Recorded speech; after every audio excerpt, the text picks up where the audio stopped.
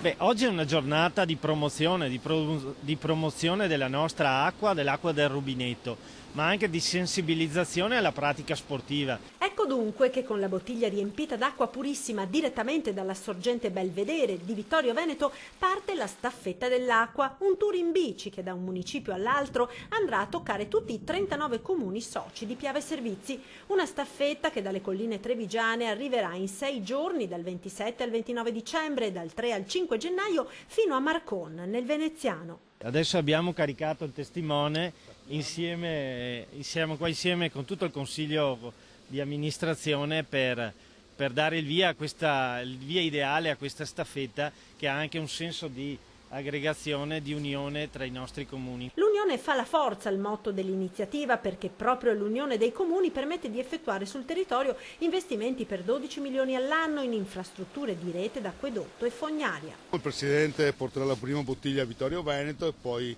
entrambi, pian piano tutti i comuni, passerà il testimone della bottiglia che dopo verrà riportata a Codognè, dove verrà mantenuta per il prossimo anno. Una staffetta che attraverso lo sport, sinonimo di salute, ripropone il ciclo naturale dell'acqua che da monte scende a valle. Un filo che unisce tutti i comuni, è una sorgente che parte e porta tutti insieme e raccoglie quindi con questa staffetta un consenso su un'acqua che è pubblica, che è buona e che serve per la salute e, come abbiamo visto, sport e salute si accompagnano.